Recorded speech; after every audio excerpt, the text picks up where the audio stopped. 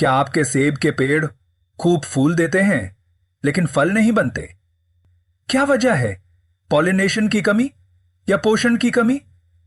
हो सकता है आपके बगीचे में भी यही समस्या हो, लेकिन चिंता मत कीजिए। इस वीडियो में हम सेब के बगीचे में बेहतर फ्लावरिंग और फ्रूट सेटिंग के जरूरी उपायों और तकनीकों को विस्तार से समझेंगे। पॉलिनेशन क्यों जरूरी है और इसे कैसे सुधारें? फ्लावरिंग को बढ़ाने के लिए कौन कौन से उपाय कारगर हैं? सही सॉइल एप्लीकेशंस कौन से हैं जो फूलों को फल में बदलने में मदद करते हैं? पॉलिनेशन और फ्लावरिंग को प्रभावित करने वाले मुख्य कारक कौन से हैं? भविष्य में बेहतर पॉलिनेशन के लिए लॉन्ग टर्म सॉल्यूशंस क्या हैं? हर जरूरी पहलू को बारीकी से समझेंगे ताकि आपके बगीचे में बेहतर फलन और अधिक पैदावार हो सके। तो चलिए शुरू करते हैं। नमस्कार दोस्तों, स्वागत है आपका हार्मोनिक रूट्स पर, जहां हम प्राचीन ज्ञान को आधुनिक तकनीकों से जोड़ते हैं। पॉलिनेशन क्यों जरूरी है और इसे कैसे सुधारें? पॉलिनेशन सेब के अच्छे उत्पादन के लिए सबसे जरूरी प्रक्रिया है। बिना सही पॉलिनेशन के फूलों का फल में बदलना मुश्किल हो जाता है, इसलिए सही तकनीकों को अपनाना बहुत जरूरी है। अच्छे पॉलिनेशन के लिए क्या करें? Grafting pollinizer branches. पॉलिनाइजर शाखाओं की ग्राफ्टिंग करें। अगर आपके बगीचे में पॉलिनाइजर ट्रीज नहीं है तो एक बढ़िया तरीका है ग्राफ्टिंग। इसमें पॉलिनाइजर वैरायटीज की ब्रांचेस सायंस को मुख्य सेब के पेड़ों पर ग्राफ्ट किया जाता है। इसे टॉप वर्किंग कहा जाता है और यह फ्रूट सेटिंग और क्वालिटी दोनों को बेहतर बनाता है।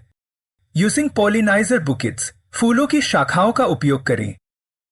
अगर आपके पास पॉलिनाइजर पेड़ नहीं है या कम है तो एक आसान तरीका यह है कि पॉलिनाइजर ट्रीज की फ्लावरिंग ब्रांचेस को काटकर पानी से भरे कंटेनर्स में रखें और उन्हें बगीचे में अलग अलग जगह बांध दें। इससे फ्लावरिंग के क्रिटिकल समय में पर्याप्त पराग पॉलन उपलब्ध रहेगा और फल बनने की संभावना बढ़ जाएगी। Introducing manage pollinators.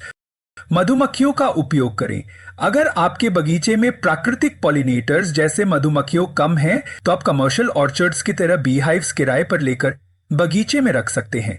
यह पॉलिनेशन को तेज करता है और फ्रूट सेटिंग को बेहतर बनाता है। फ्लावरिंग को कैसे बढ़ाएं? फॉलियर स्प्रेज और न्यूट्रिशन मैनेजमेंट।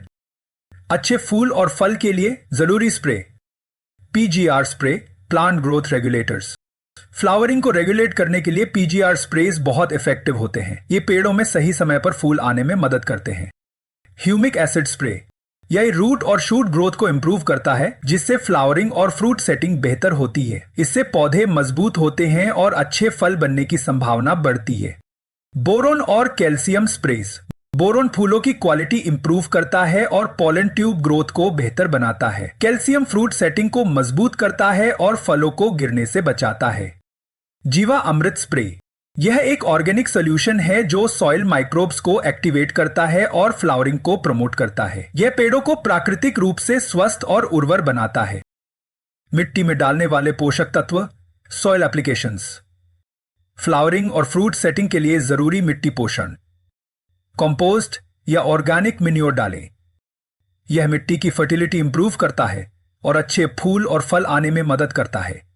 ऑर्गेनिक मैटर से मिट्टी की संरचना भी बेहतर होती है। ह्यूमिक एसिड और जीवा अमृत डालें। ये सॉइल माइक्रोब्स को बूस्ट करते हैं और न्यूट्रिएंट्स को एब्जॉर्ब करने में मदद करते हैं, जिससे पौधे ज्यादा स्वस्थ और फलदार होते हैं। बैलेंस्ड एनपीके फर्टिलाइजर दें।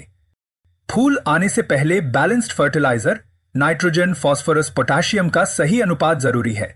नाइट्रोजन पत्तों और शाखाओं के विकास के लिए, फास्फोरस जड़ें और फूलों के लिए, और पोटेशियम फलों की क्वालिटी और साइज को बेहतर बनाने के लिए जरूरी है। पॉलिनेशन और फ्लावरिंग को प्रभावित करने वाले फैक्टर्स। वेदर कंडीशंस, मौसम का असर।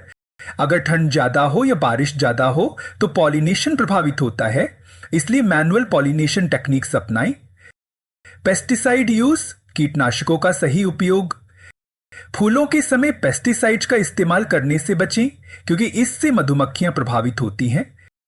एयर सर्कुलेशन, हवा का सही प्रवाह हो। बगीचे में अच्छी हवा का प्रवाह जरूरी है ताकि पॉलिनेशन सही तरीके से हो सके और फंगल इन्फेक्शंस कम हो।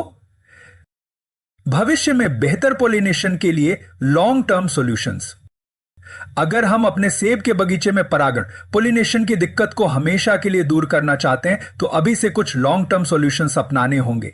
ये उपाय धीरे धीरे असर दिखाएंगे, लेकिन भविष्य में फूल से फल बनने की समस्या काफी हद तक खत्म हो जाएगी। आइए जानते हैं कुछ अच्छे और प्रैक्टिकल सॉल्यूशंस जो उत्तर भारत में आसानी से लागू किए जा सकते हैं। वाइल्ड बीज को प्रोटेक्ट करें। हमेशा हनी बीज ही पॉलिनेशन के लिए जरूरी नहीं होती। कुछ जंगली मधुमक्खियां जैसे एंड्रीना, बॉम्बस, हलिक्टस और ऑस्मिया सेब के फूलों के लिए बहुत फायदेमंद होती हैं। इनको बचाने के लिए कम केमिकल्स वाले स्प्रेस का इस्तेमाल करें। बगीचे के कोनों में नेचुरल हैबिटेट बनाएं जहां ये मधुमक्खियां सुरक्षित रह सकें। ऑर्चर्ड में बीज के लिए फ्रेंडली एनवायरनमेंट बनाएं। पॉलिनेशन बढ़ाने के लिए बगीचे के किनारों पर फ्लावर स्ट्रिप्स, फूलों की पट्टियां लगाएं। इससे मधुमक्खियां बगीचे में ज्यादा देर तक रहेंगी और पॉलिनेशन बेहतर होगा। कुछ अच्छे फूलों में बोरेज और फेसिलिया आते हैं जो बीज को नेचुरली अट्रैक्ट करते हैं। आप इस सिराना इंडिका को प्रमोट करें। उत्तर भारत के बगीचों में आप इस सिराना इंडिका नाम की मधुमक्खी नेचुरली पाई जाती है और यह सेब के फूलों के लिए काफी अच्छी मानी जाती है। अगर आप अपने ऑर्चर्ड में मधुमक्खी पालन बी कीपिंग शुरू करते हैं तो पॉलिनेशन अपने आप बेहतर हो जाएगा। आर्टिफिशियल पॉलिनेशन की तैयारी करें। कुछ जगहों पर रोबोटिक पॉलिनेशन और पॉलन डस्टिंग मशीन्स इस्तेमाल हो रही हैं। ये टेक्निक्स धीरे धीरे पॉपुलर हो रही हैं और आने वाले समय में उत्तर भारत के सेब बागानों के लिए भी यूजफुल हो सकती हैं। मल्टी पॉलिनेटर ऑर्चर्ड प्लान अपनाएं। अगर बगीचे में सही पॉलिनाइजर ट्रीज नहीं है तो फ्यूचर में नई वैरायटीज लगाते समय ध्यान दें कि कुछ पेड़ों को सिर्फ पॉलिनेशन के लिए रखा जाए। सही प्लानिंग करने से आगे जाकर यह समस्या नहीं होगी। अगर ये लॉन्ग टर्म सॉल्यूशंस अभी से अपनाए जाते हैं तो आने वाले सालों में आपके बगीचे में पॉलिनेशन की समस्या नहीं आएगी और फूलों से ज्यादा और बेहतर क्वालिटी के फल बनेंगे। तो दोस्तों, अगर आप इन टेक्निक्स को अपनाएंगे तो आपके सेब के बगीचे में बेहतर फ्लावरिंग और फ्रूट सेटिंग होगी। सही पॉलिनेशन, सही स्प्रेज और सही सॉइल मैनेजमेंट से ही अच्छा प्रोडक्शन पॉसिबल है। अगर आपको यह वीडियो हेल्पफुल लगा तो इसे लाइक करें, शेयर करें और हार्मोनिक रूट्स को सब्सक्राइब करना ना भूलें।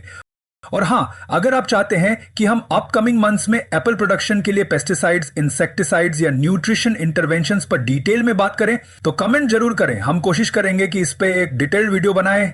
अगले वीडियो में फिर मिलेंगे, तब तक के लिए हैप्पी फार्मिंग और अच्छी फसल के लिए शुभकामनाएं।